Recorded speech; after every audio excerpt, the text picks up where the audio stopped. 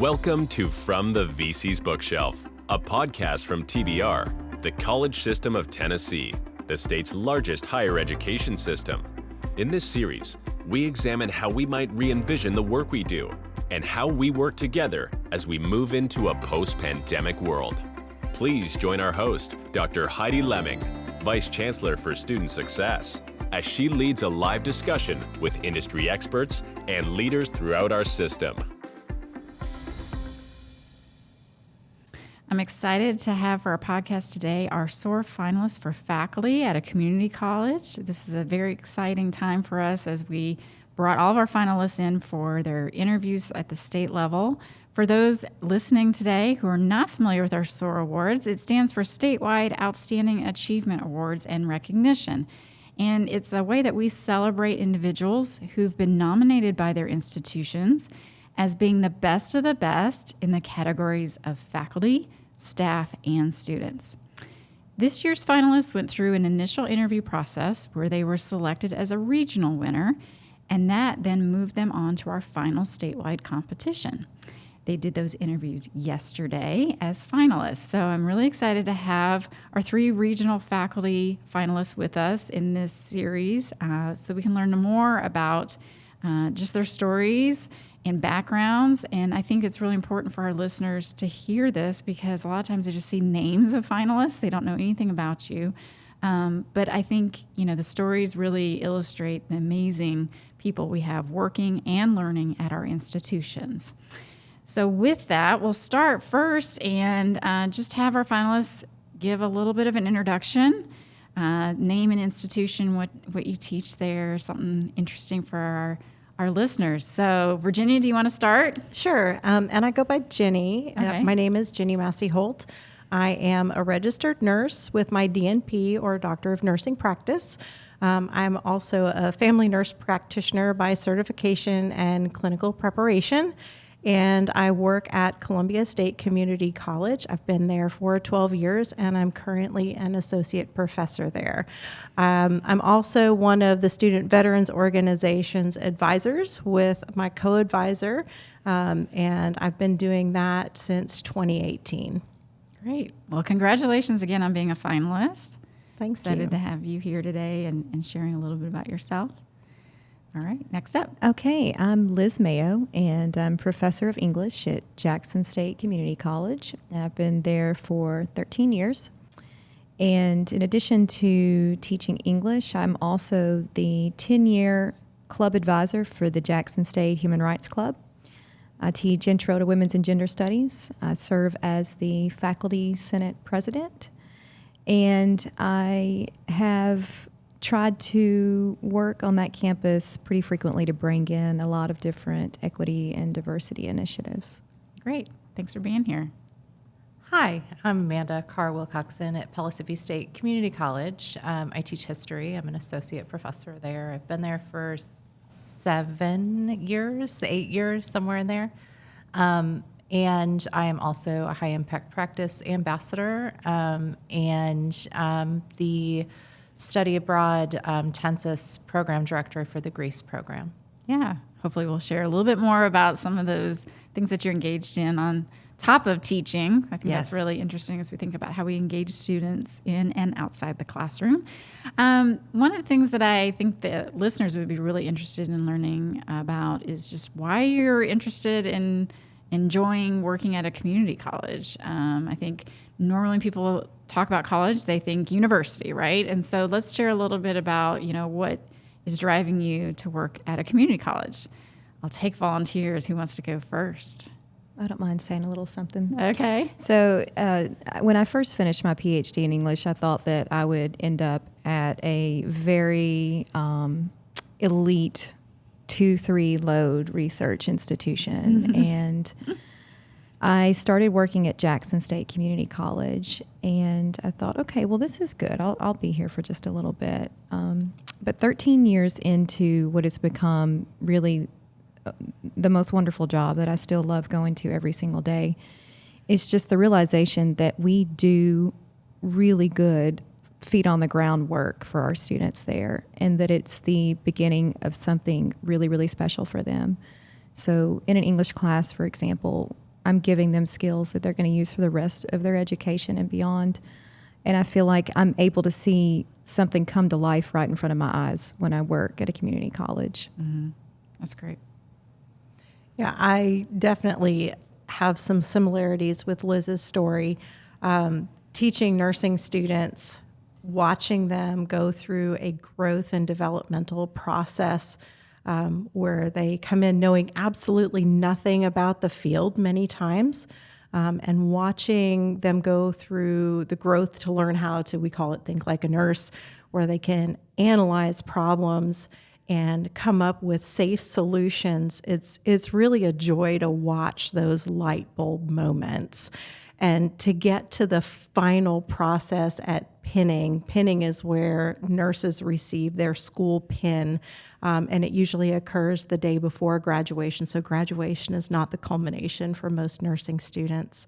But to get to see those families and to know that you have had an impact in changing the lives of those students. I've had over 1,000 nursing students in 12 years, wow, if you count up all of those numbers. And to have had a little bit of a piece is a real joy and a real fulfillment for work. Yeah, that's a great purpose. So I differ a little bit from my colleagues in that when I started, I wanted to work at a community college. And part of that is from where I grew up. I'm a first-generation college student. I grew up in Central Illinois. And a lot of the people that I went to college or went to high school with, we went to community college our first semester out of high school. And community college was just part of a lot of folks' pathway. Mm-hmm. And for me, it was where I changed. I wasn't the best high school student. I kind of goofed off a lot. And so when I got to community college, I really turned things around, became a nerd. Started getting good grades. And it was because of that mission of the community college, that personal mission, the access mission mm-hmm. of the community college in general. Yeah. So I had an opportunity to interview students through this process as well. And I would say one of the common themes that students have cited about what has helped them be successful as a student was the mentorship that they received from their faculty member. In some cases, it's also about the cohort of students that they were studying with. And so just kind of curious, I mean, from your role as a faculty member, how much you kind of lean into that mentorship role, how you have seen that play out in your respective disciplines. For me, I try really hard to develop personal relationships with my students. We see that a lot in study abroad, too. It's hard not to get up in each other's business there. But just in the general classroom, I have a group of students. They have my cell phone number. They can contact me a lot of times at inappropriate times, but whenever they need help. And that's something they would never get at a university. I never had a university professor's cell phone number until I was in grad school. I think that was a little bit different. But yeah, I think that leaning into that a lot, that need that they have for the personal relationship, and I'm willing to do that as much as possible. I would also echo that. It's funny to me because I never had the kind of relationships with my professor that I feel like my students have with me. I stay in touch with them years after they've left our institution. I'm sure you guys do as well.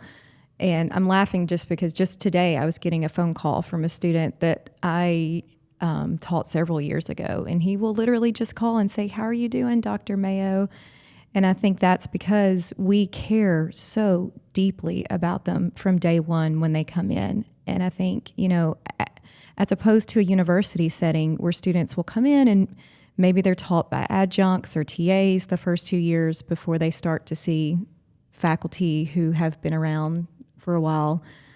At our institution, our students come in from day one and we are invested in them as freshmen mm-hmm. and we care about them and we know their dogs' names.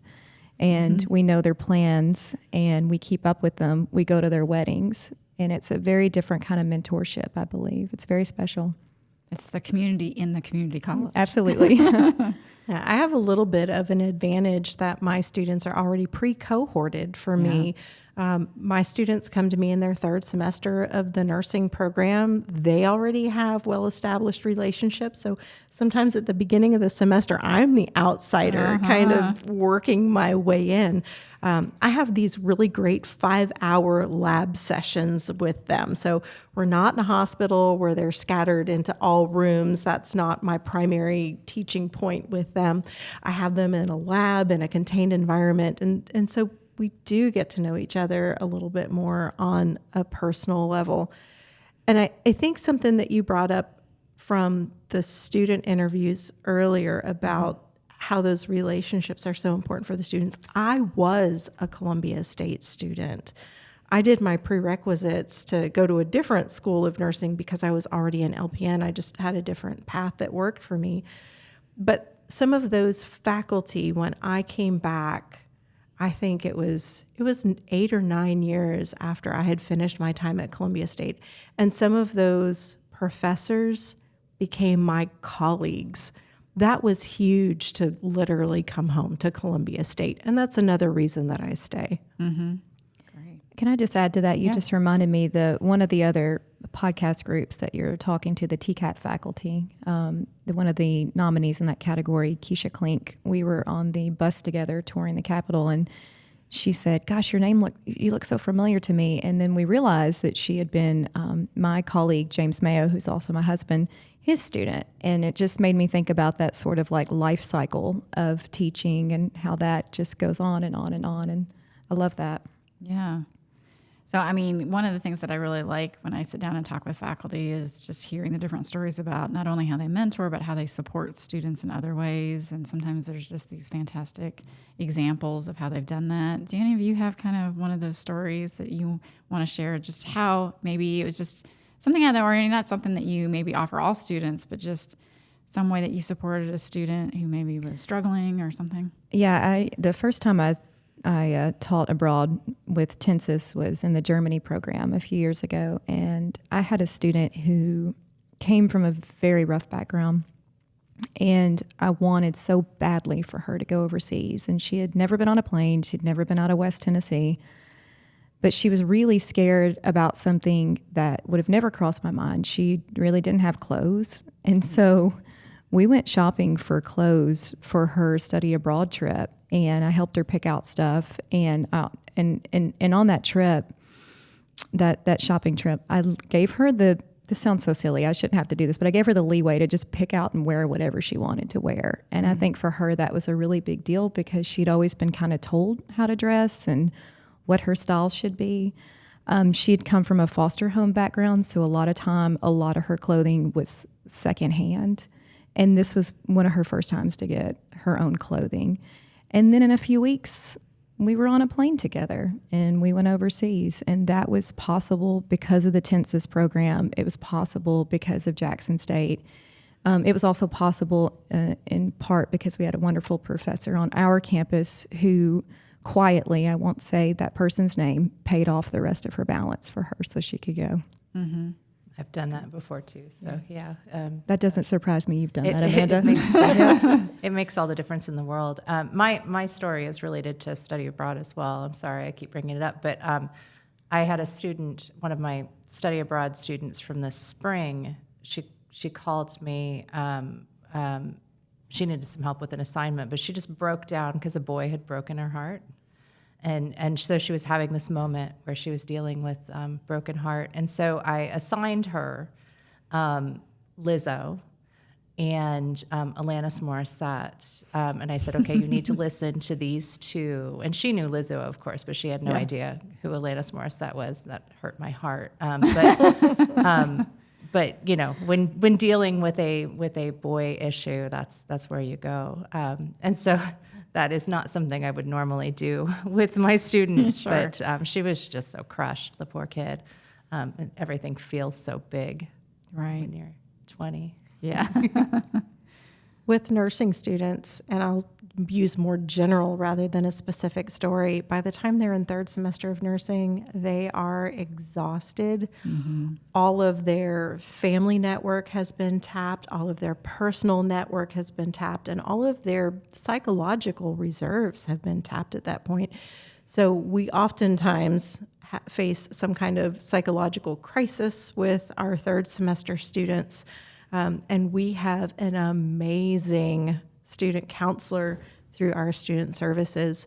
And when you finally get a student to work through the process of doing that self-referral, and really you sort of watch in the background, and over the next 5 or 6 weeks as they're going to that student counselor and they're starting to face their demons, name their fears, take their power, they suddenly start going from low grades where you're worrying about them being successful in your course to passing and excelling.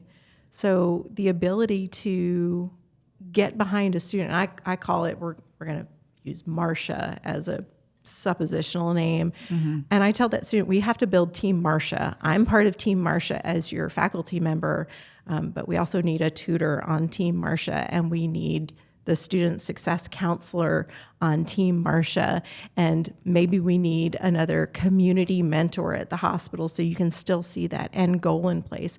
So really building that wraparound collaborative service for that student at that time. And it's a formula that my colleagues and I use frequently to help sort of bridge the gap. And that's really impactful for me as well as for the student to see them make that journey. Yeah. And I do feel like what you just said, Jenny, is like, maybe I'm wrong, but it just seems so specific to the community college experience to give that much of a level of support to a student. It just blows me away. And I think how special that we're able to give that. That Team Marcia example is so lovely. And finally, the recognition that we need to help students take care of like those base level food, housing, clothing. That didn't happen back in the 90s when we were going to school, back in the 1900s, I should say. Yeah. When we were going to school, there wasn't anybody worried about that type of stuff. Yeah. Well, and I always tell people, we have to recognize, adult students coming back or a recent high school graduate, we need to make sure that they understand that there's this community of support when you come to a community college, that not only you're going to have maybe more personalized attention because it's a smaller setting than if you went on to a larger school, but also that we work in the business of knowing that we're serving a student population that has these needs. Maybe they're underprepared or maybe they're just low income, first gen.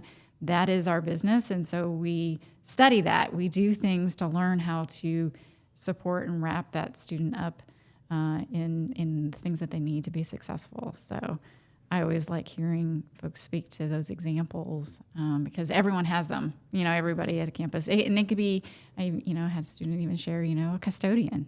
It's not even just about the professional roles. It literally is the entire community supporting students.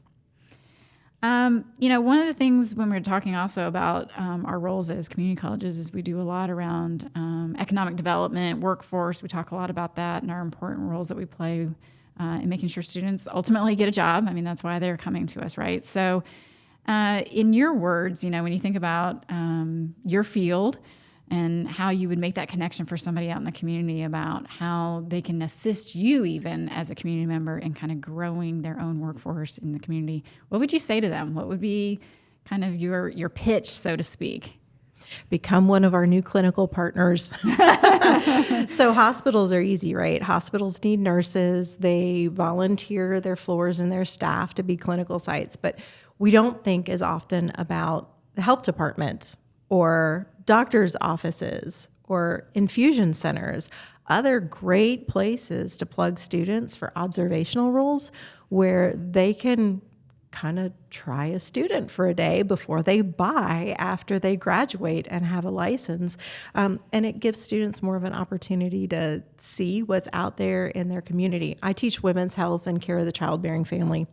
And we've been using the health department pre-pandemic and post-pandemic, which has been a great access to them because they get exposed to family planning services, cancer screening services for women's health, as well as care of women, infants, and children with the WIC program and dietitians. So we've had several students who have been interested in going to the health department. We've had some of them go to work after graduation, and that would be a connection that would otherwise not be made. So for us, it's kind of easy because we have to have clinical sites, but it's getting buy-in from more unique clinical settings out in the community that's really important. We also have some formalized mentorship programs with some of our hospitals that nurses who are already on staff volunteer to pair up and just be a point of contact and a source of encouragement for that student. And that helps to build intercollaborative relationships between a student and somebody who's already established in the field. So, I mean, again, ours is a little bit easier because we started off with diploma-based nursing in hospital settings. Right. Well, I like the fact that you're pointing out, though, that it's not just about the clinical, it's the other things, too, that could be advantageous for the students to just learn about the different options that are out there and what it's like to go to work. Absolutely. Yeah. So Liz would probably agree with me, but one of the things that we teach in our classes, I teach history, and most of my students are never going to have to cite the specific date of X battle in whatever war. And that's not what I focus on in my classes. I always say, if you can Google it, it's not something that we really need to worry about. But what we do build is communication skills. They learn how to write. I have them read primary documents, which are sometimes not the easiest things to read. And so that's something that they can transfer into whatever career they're going into. Not everything that they read is going to be really straightforward and easy. Trying to infer the important parts about a historical event, figure things out. Those are the skills that I'm building. And then also that idea of global and cultural awareness is a big part of the history curriculum, figuring out the world is much larger than their local community, and that people have other focuses than them. But ultimately, we're all still human, and the human condition is very similar across these different cultures. So that's all the stuff that I try to build in my classes. Great. I absolutely agree with you on a lot of that. And I just want to say that one of the objectives in our literature courses we have, it's something like identify the common core of human values. And I love that because I know in a composition course where I'm teaching writing, it's a little bit more clear why they're there and what they're doing. But we want empathetic workers. We want people in the workforce who care about other people. And you're absolutely right, Amanda. People who understand that not everybody works or thinks the way that they do, but there are some common core values we can build on. So that's one of the things that I think just a literature class can offer. Writing in general, the way that I kind of sell it to my students and the way that I would sell it to people in the industry is I like to think about it as it's a number of things. First, advocacy. If you are a good writer, you can advocate for yourself, you can advocate for others, and that's very, very powerful.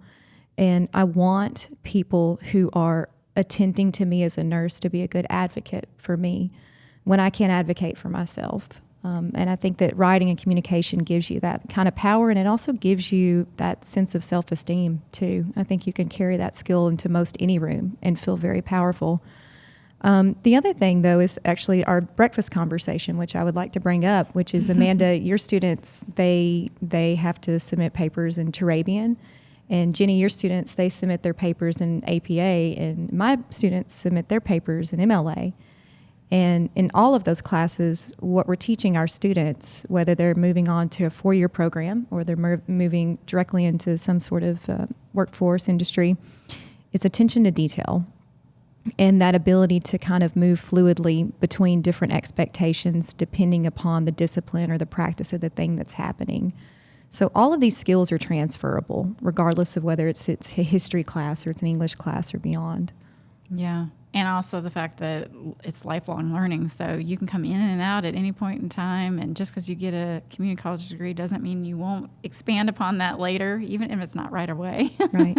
But I also just want to say that I don't want to have to add some sort of like quantifiable value to literature. I think that we need a more literate population of people in general, and people who care about beautiful things and have a sense of beauty and awe when they read a piece of poetry or they hear a beautiful piece of music. And we don't necessarily have to think about how that translates to how much money you're going to make. It just makes for a more beautiful human experience. And I don't ever want to live in a world where we strip away that kind of thing. Yeah, that's great. Well, thank you again for sitting down and talking with me today. I've gotten to know you all over the breakfast conversation that was mentioned, but also just, again, this afternoon. And I understand why you're here as a finalist, because you speak so eloquently about your experience of teaching students and supporting students, and how, how our schools do that. But just know that regardless of the outcome, and our listeners will know by the time this is released who is the official winner, but regardless of the outcome, I think just the fact that you're sitting here as a finalist is a huge honor. And so again, I just want to extend my congratulations to you in that. Well, and I appreciate getting to know my colleagues. Yeah. These guys are great. We've had fun, and we were glad that you were at our breakfast table this morning. Oh, well, thank you. You can have breakfast with us anytime. Thank you. I appreciate that. All right. Thank you again. Thanks. Thank you. Thank you for listening to this edition of From the VC's Bookshelf, brought to you by TBR, the College System of Tennessee, powering the state's economy and changing the lives of thousands of graduates, starting successful careers each year.